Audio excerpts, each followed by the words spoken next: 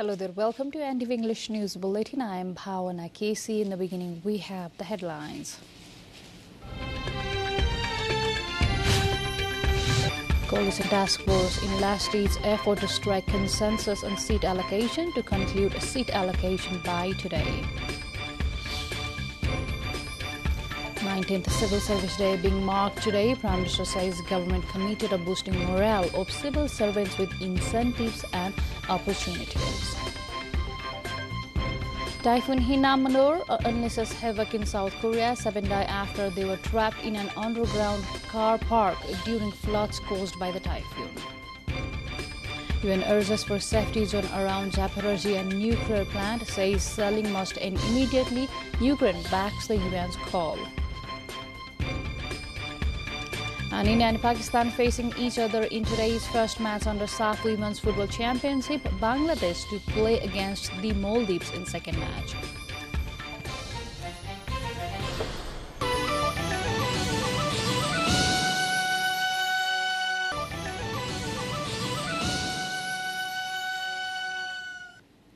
Welcome back. You are with NTV English News Bulletin. Now we have the news in details. The task force of the ruling alliance has decided to conclude its task of deciding on seat sharing among the alliance members by today. The meeting on Tuesday ended with a decision to finalize the issue of electoral alliance and seat sharing by today, according to the task force secretary advocate Kesavraj Joshi. An agreement is almost reached on the matter, and a report on it will soon be presented to the senior leadership. The task force will meet again at 5 p.m. today. The 19th Civil Service Day is being celebrated today. The day is being celebrated under the slogan of professional and creative administration, development, prosperity and good governance. Meanwhile, Prime Minister Sher Bahadur Deva had said civil servants play a key part in country's development and making it prosperous. Addressing a program of the 19th Civil Service Day, Prime Minister Deva said comprehensive review and a discussion on whether the civil servants, political parties or the leaders are responsible for delaying the development of the country. The Prime Minister at the program also made the commitment to provide all possible assistance for the moral development of the employees. At the program, Minister for Federal Affairs and General Administration, Rajendra Shrestha, Chief Secretary Shankar Das Bairagi, among others, were univocal in saying that it is necessary to make the civil services timely and effective. At the program, 10 persons were felicitated with Outstanding Civil Service Award, while 30 persons were awarded with Civil Service Award.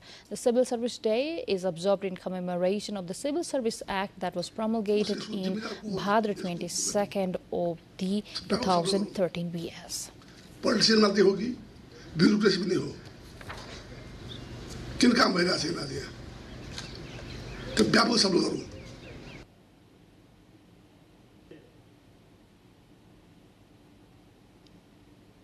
The meeting of the House of Representatives has been called at 1 p.m. today. As per the agendas unveiled by the Federal Parliament Secretariat, Minister for Communications and Information Technology, Gyanendra Bahadur Kharke, will present a proposal seeking a clause-wise discussion on Nepal Media Council Bill 2076.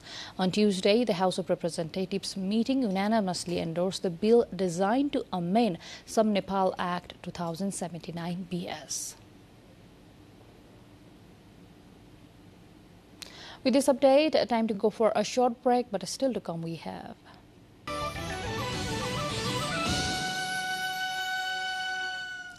Welcome back. Now to the updates from the international front.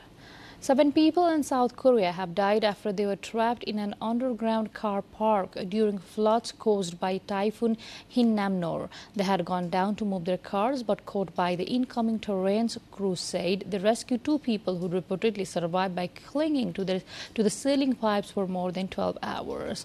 Typhoon Hinnamnor, the strongest cyclone storm this year so far, hit South Korea earlier this week. At least 74 people were killed and 26 missing in a 6-point magnitude earthquake that shook China's southwestern province of Sichuan on Monday. The quake triggered landslides and sacking buildings in the provincial capital of Chengdu's 21 million residents are already under the COVID-19 lockdown. The quake struck a mountainous area in Luding County shortly after noon, the China Earthquake Network Center said. Sichuan, which sits on the edge of the Tibetan Plateau where tectonic plates meet, is regularly hit by the earthquakes. Ukrainian President Zelensky has welcomed calls by the UN Nuclear Agency for a safety protection zone at the Zaporizhzhia nuclear power plant. The plant has been occupied by Russia since the start of the war, and it has come under repeated attacks since, with both sides blaming each other. The UN says that the shelling of the Europe's largest nuclear power plant must end immediately. Shelling could cause unlimited release of radioactive materials, it said.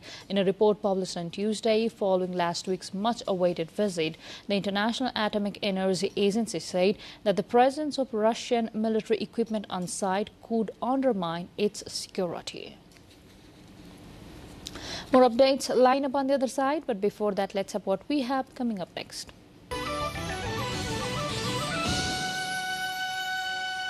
Welcome back now to more updates.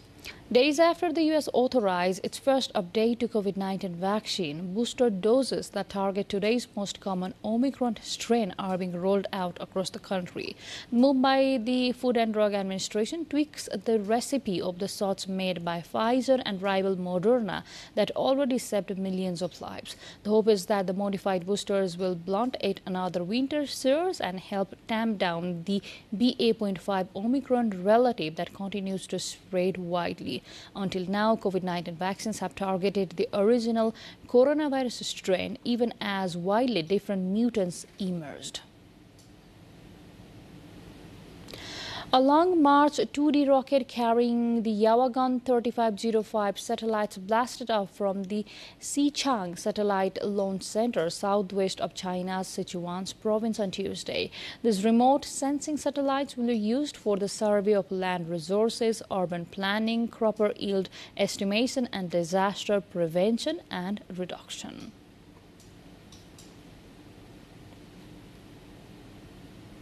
Two more updates, but before that, let's have the highlights first.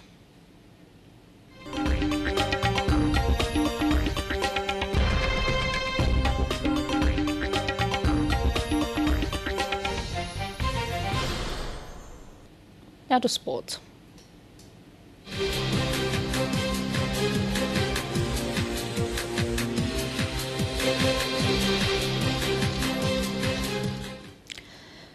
India and Pakistan are locking horns in today's first match of the 6th edition of the South Asian Football Federation SAF Women's Championship underway in Kathmandu. The match will kick off at 1 p.m. at Dasrath Stadium.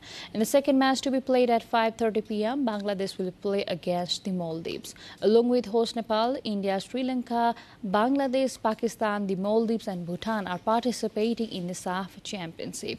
Nepal made a winning start by defeating Bhutan by 4-0 on Tuesday.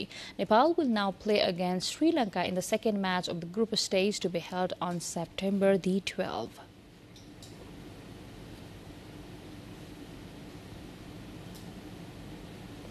Caroline Garcia powered her way past Coco Gauff and into her first Grand Slam semi-final at the US Open. Nick Kyrgios in 5-10 sets for 7-5, 4-6, 7-5, 6-7 and 6-4. Well, with this update, we come to the end of this English News Bulletin. But before we say goodbye, let's have a quick reminder of the major stories.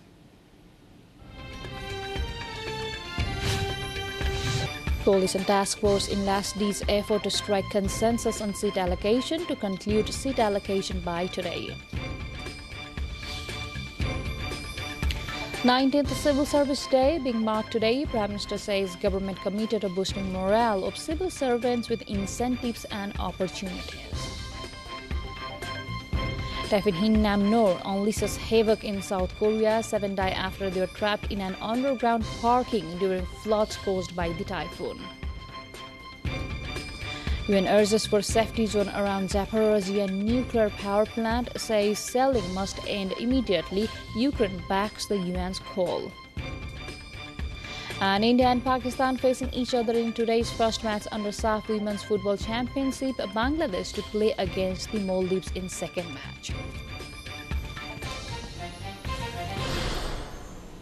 Well, that's all we have in this edition of English News Bulletin. I'll see you again with next round of Bulletin at 6 in the evening. Till then, have a great time ahead and stay tuned with us. Namaste.